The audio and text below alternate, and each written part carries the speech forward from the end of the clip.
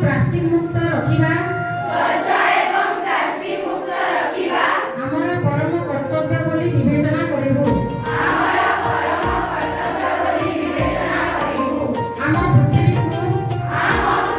को सुस्थ और सुंदर रखिबा ପାଇଁ सुस्थ और सुंदर रखिबा ପାଇଁ ଏହା ଆମର ସାମूହିକ ପ୍ରତିବद्धତା।